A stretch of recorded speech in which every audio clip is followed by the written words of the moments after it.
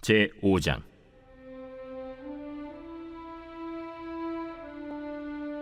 솔로몬이 여호와의 전을 위하여 만드는 모든 일을 마친지라. 이에 솔로몬이 그의 아버지 다윗이 드린 은과 금과 모든 기구를 가져다가 하나님의 전 곳간에 두었더라. 이에 솔로몬이 여호와의 언약궤를 다윗성 곧 시온에서부터 메어 올리고자 하여 이스라엘 장로들과 모든 지파의 우두머리 곧 이스라엘 자손의 족장들을 다 예루살렘으로 소집하니 7째 달 절기에 이스라엘 모든 사람이 다 왕에게로 모이고 이스라엘 장로들이 이름에 레위 사람들이 궤를 매니라. 궤와 회막과 장막 안에 모든 거룩한 기구를 메고 올라가되 레위인 제사장들이 그것들을 메고 올라가매 솔로몬 왕과 그 앞에 모인 모든 이스라엘 회중이 궤 앞에서 양과 소로 제사를 드렸으니 그 수가 많아 기록할 수도 없고 셀 수도 없었더라. 제사장들이 여호와의 언약궤를 그 처소로 메어 드렸으니 곧 본전 지성소 그룹들의 날개 아래라. 그룹들이 궤 처소 위에서 날개를 펴서 궤와 그 채를 덮었는데 그 채가 길어서 궤에서 나오므로 그 끝이 본전 앞에서 보이나 밖에서는 보이지 아니하며 그 궤가 오늘까지 그곳에 있으며 궤 안에는 두 돌판 외에 아무것도 없으니 이것은 이스라엘 자손이 애굽에서 나온 후 여호와께서 그들과 언약을 세우실 때에 모세가 호렙에서 그 안에 넣은 것이더라. 이때에는 제사장들이 그 반열대로 하지 아니하고 스스로 정결하게 하고 성소에 있다가 나오매 노래하는 레위 사람 아삽과 헤만과 여두둔과 그의 아들들과 형제들이 다 세마포를 입고 제단 동쪽에 서서 제금과 비파와 수금을 잡고 또 나팔 부는 제사장 120명이 함께 서 있다가 나팔 부는 자와 노래하는 자들이 일제히 소리를 내어 여호와를 찬송하며 감사하는데 나팔 불고 제금 치고 모든 악기를 울리며 소리를 높여 여호와를 찬송하여 이르되 선하시도다. 그의 자비하심이 영원히 있도다. 하매 그때 여호와의 전에 구름이 가득한지라.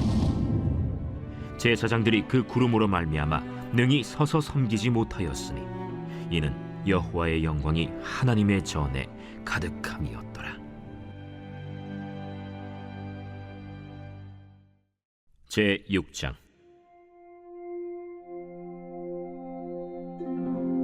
그때 솔로몬이 이르되 여호와께서 캄캄한 데 계시겠다 말씀하셨사오나 내가 주를 위하여 거하실 성전을 건축하였사오니 주께서 영원히 계실 처소로소이다 하고 얼굴을 돌려 이스라엘 온 회중을 위하여 축복하니 그때 이스라엘의 온 회중이 서 있더라.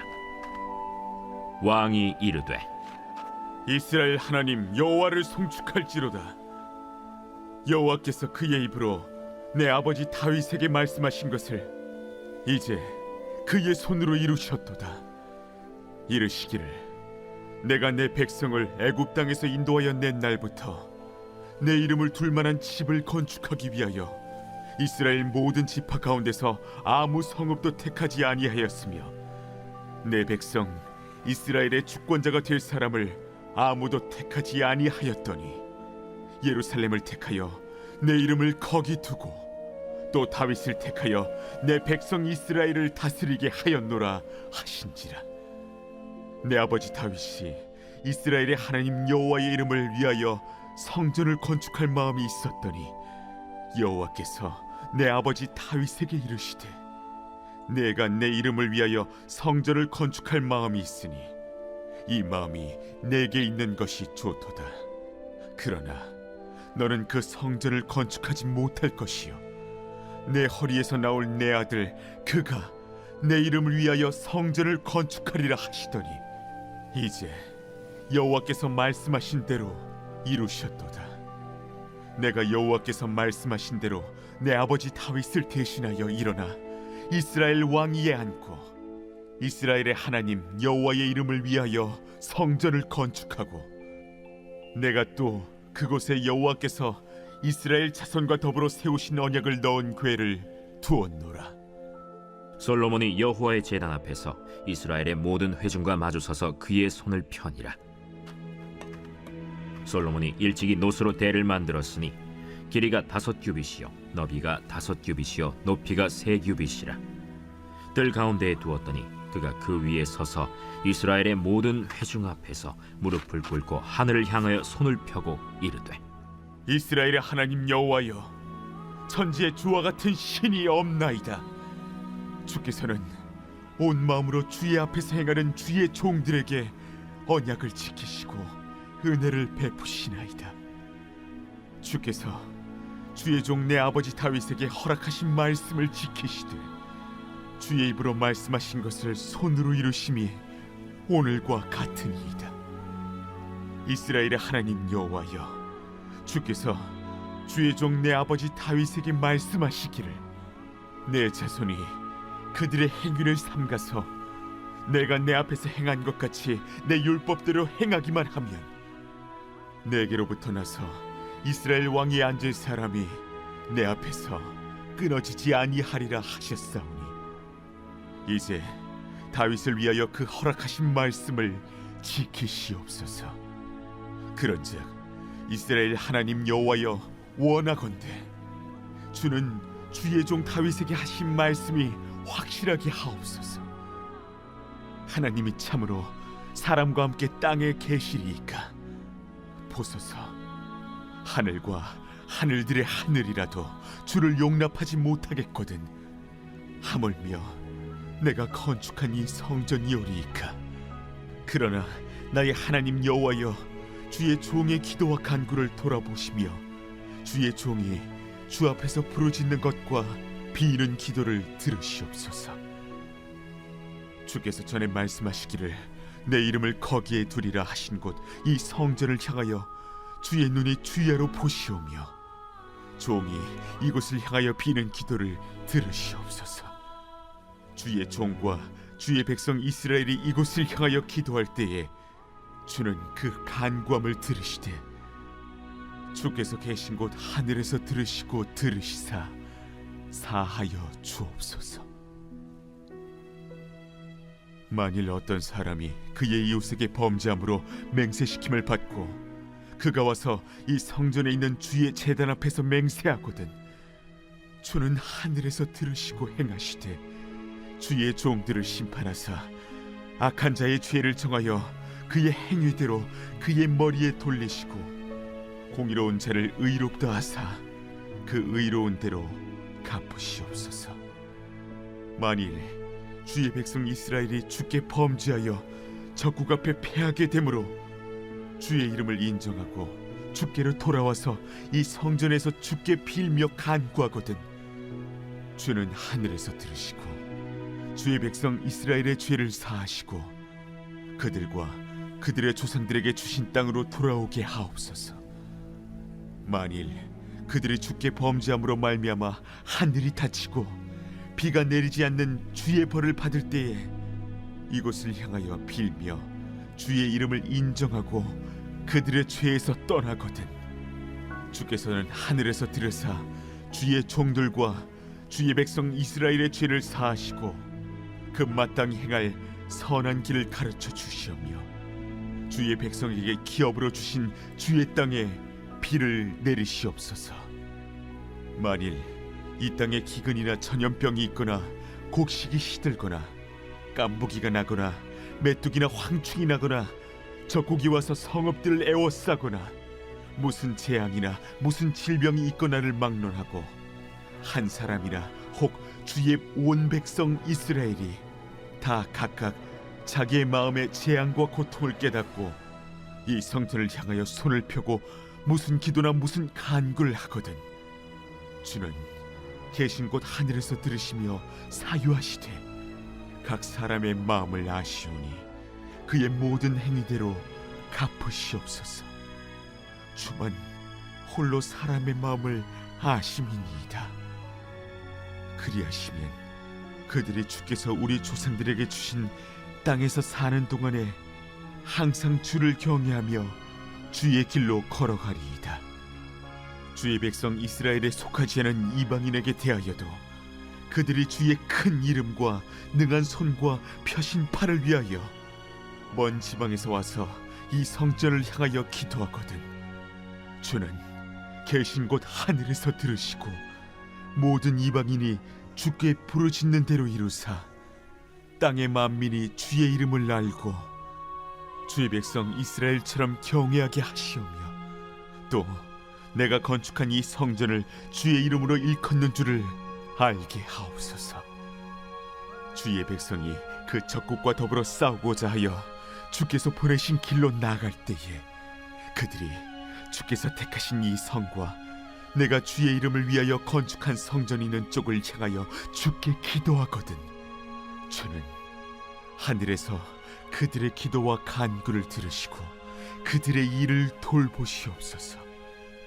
주께 범죄하지 아니하는 사람이 없사오니 그들이 주께 범죄함으로 주께서 그들에게 진노하사 그들을 적국에게 넘기심에 적국이 그들을 사로잡아 땅의 원근을 막론하고 끌고 간 후에 그들이 사로잡혀 간 땅에서 스스로 깨닫고 그들을 사로잡은 자들의 땅에서 돌이켜 주께 간구하기를 우리가 범죄하여 패역을 행하며 악을 행하였나이다 하며 자기들을 사로잡아간 적국의 땅에서 온 마음과 온 뜻으로 주께 돌아와서 주께서 그들의 조상들에게 주신 땅과 주께서 택하신 성과 내가 주의 이름을 위하여 건축한 성전 있는 쪽을 향하여 기도하거든 주는 계신 곳 하늘에서 그들의 기도와 간구를 들으시고 그들의 일을 돌보시오며 주께 범죄한 주의 백성을 용서하옵소서.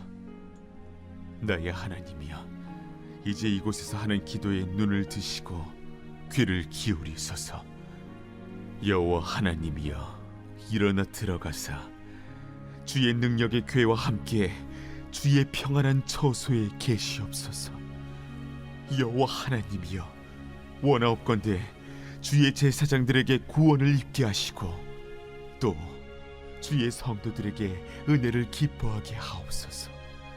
여호와 하나님이여 주의 기름 부음 받은 자에게서 얼굴을 돌리지 마시옵고 주의 종 다윗에게 베푸신 은총을 기억하옵소서.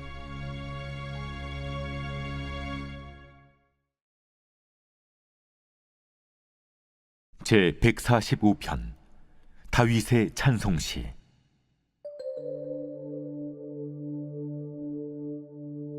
왕이신 나의 하나님이여 내가 주를 높이고 영원히 주의 이름을 송축하리이다.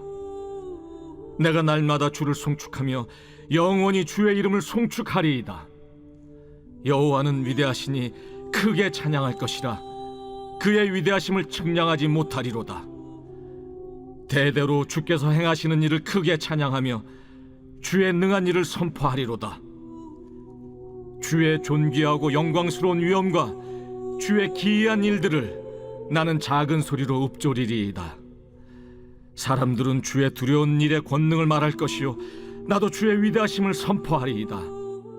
그들이 주의 크신 은혜를 기념하여 말하며 주의 의를 노래하리이다. 여호와는 은혜로우시며 긍휼이 많으시며 노하기를 더디하시며 인자하심이 크시도다.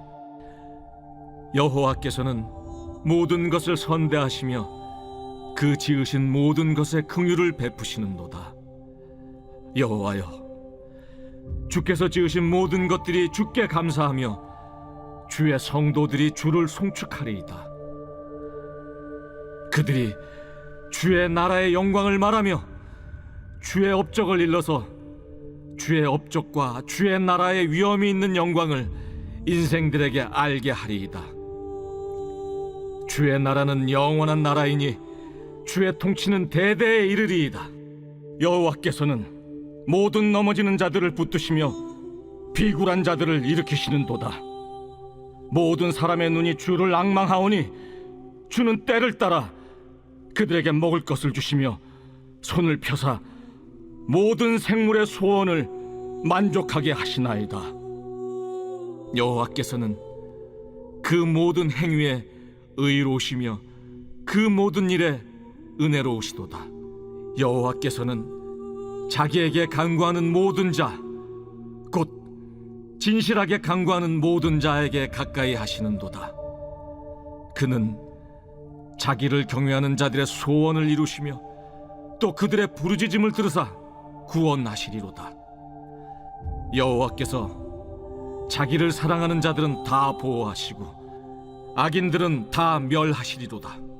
내 입이 여호와의 영예를 말하며 모든 육체가 그의 거룩하신 이름을 영원히 송축할지로다.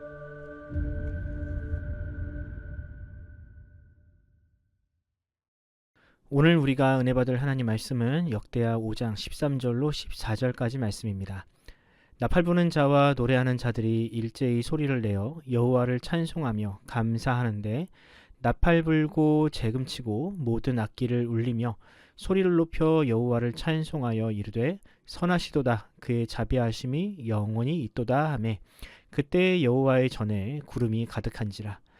제사장들이 그 구름으로 말미암아 능히 서서 섬기지 못하였으니 이는 여호와의 영광이 하나님의 전에 가득함이었더라.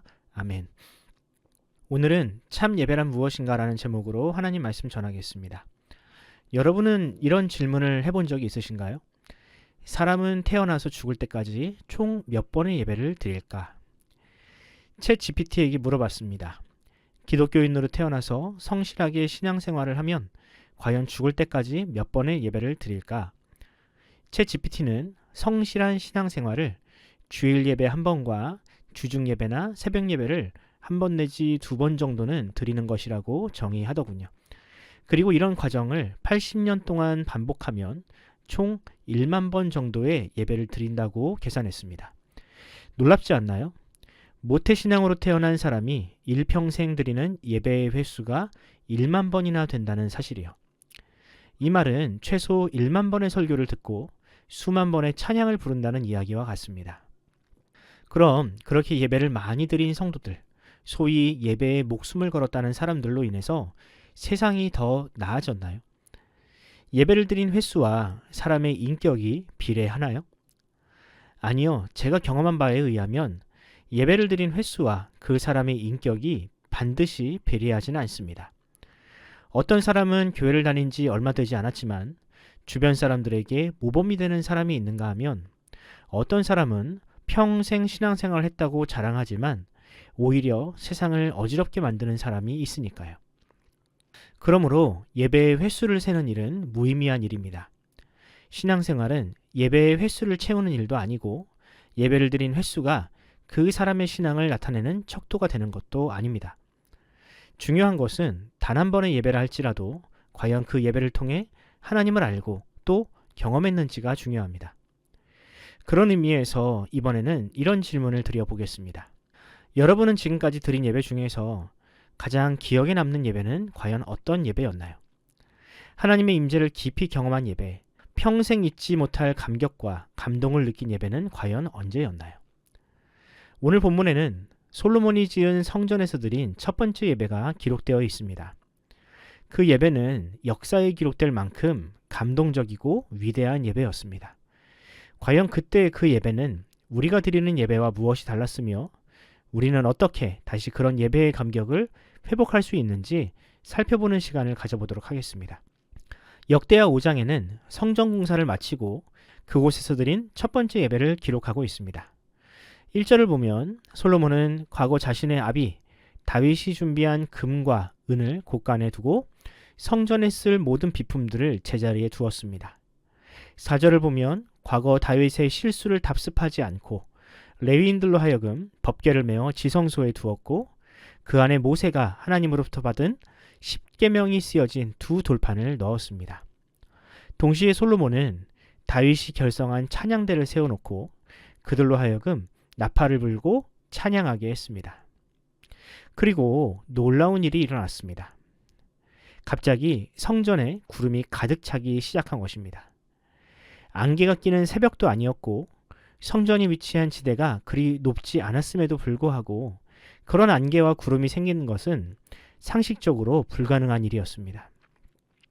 사람들은 직감적으로 깨달았습니다. 하나님이 지금 바로 여기에 우리와 함께 하시는구나. 이것이 무리한 추론이 아닌 이유는 과거 성막이 완성되던 날에도 그와 같은 일이 있었기 때문입니다. 제가 출애굽기 40장 34절과 35절을 읽어드립니다. 구름이 회막에 덮이고 여호와의 영광이 성막에 충만하매 모세가 회막에 들어갈 수 없었으니 이는 구름이 회막 위에 덮이고 여호와의 영광이 성막에 충만함이었으며. 성막과 성전에 가득했던 구름은 하나님의 임재, 하나님과의 동행을 상징하는 가시적인 증거였습니다.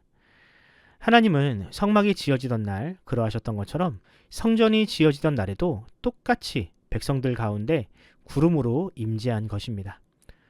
그럼 어떻게 모세의 때의 성막과 솔로몬의 때의 성전에서는 그런 하나님의 임재가 일어났을까요?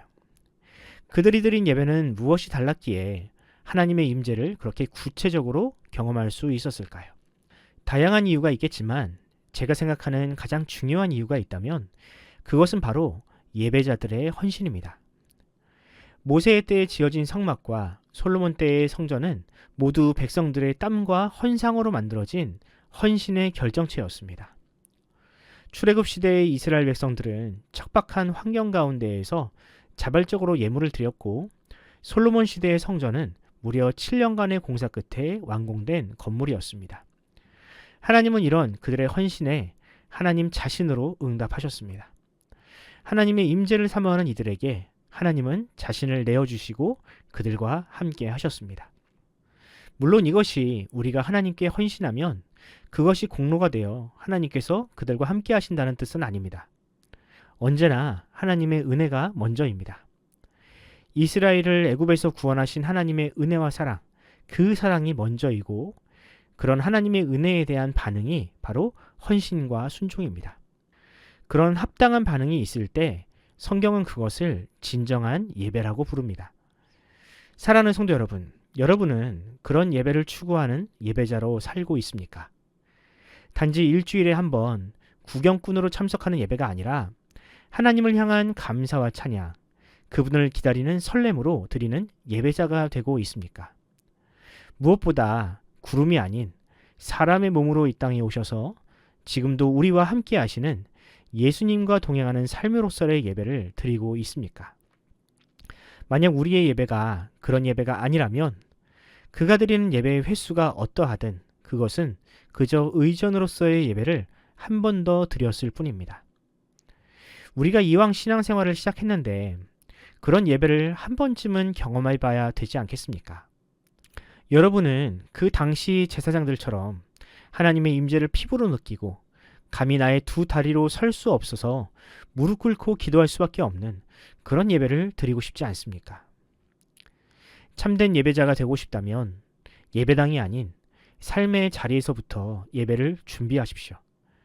성전을 가득 채운 구름처럼 내 삶의 구석구석에서 함께 하시는 예수님과 동행하는 삶을 지키십시오. 그렇게 여러분에게 주어진 삶을 하나님을 향한 감사와 찬양으로 채우시기 바랍니다. 또 봉사의 자리가 있다면 그 자리를 기쁜 마음으로 자원하시기 바랍니다. 바로 그때 여러분이 경험하지 못한 예배를 드릴 수 있을 것입니다. 예배당이 화려하지 않아도 순종과 헌신이라는 예물을 가지고 나온 여러분에게 하나님은 구름 기둥과 불 기둥의 은혜, 쉐키나의 영광을 맛보게 하실 것입니다. 오늘 하루 주님과 동행함으로 참된 예배자로 살아가는 여러분이 되기를 간절히 소원합니다. 기도하겠습니다. 지금도 우리와 함께 하시고 성령으로 우리 안에 충만히 거하시는 주님, 주님의 은혜와 사랑에 감사드립니다. 주님은 감사와 순종으로 주님께 헌신한 자들을 잊지 않으시고 자기 자신을 내어주심으로 응답하시는 좋은 분입니다. 뿐만 아니라 우리가 구하지 않았던 하나님의 아들께서 우리를 위해 이 땅에 오셔서 우리를 위해 십자가를 지셨습니다. 이제 우리도 그 임재를 사모하여 나의 시간과 열정을 주님께 드립니다. 주님을 기다리며 주님과 동행하기를 간구하오니 주여 우리에게 응답하여 주옵소서. 가난한 영혼, 지친 육신을 어루만지시고 성경이 가르치는 참된 예배로 우리를 인도하여 주옵소서. 단지 횟수만 채우고 구경꾼으로 드리는 예배가 아니라 나의 몸과 마음이 변화를 누리는 복된 예배자로 우리를 세워 주옵소서. 감사드리며 우리 구주 예수님의 이름으로 기도합니다. 아멘. 사랑하는 성도 여러분, 이 새벽 기도하실 때 주님께 그렇게 기도합시다. 주님, 나로 하여금 주님과 동행하는 삶의 예배를 드리는 예배자로 살게 하옵소서. 이 땅의 교회가 예배다움을 회복하는 공동체로 살게 해달라고 기도하시기 바랍니다. 다가오는 대선을 통해 정직하고 유능한 사람이 선출되어 침체를 겪고 있는 이 나라가 회복되게 해달라고 기도해 주십시오. 우리 교회를 위해 기도하실 때 담임 목사님과 장로님들 모든 성도들이 주 안에서 평안하고 건강하게 해달라고 기도해 주시기 바랍니다. 환우들을 위해 기도하실 때 우동락 선도님과 김창옥 집사님, 차길선 집사님을 위해 기도해 주십시오. 이춘장 원사님의 항암치료, 이준호 어린이의 회복을 위해서 기도하면서 오늘 하루를 시작하도록 하겠습니다. 함께 기도합시다.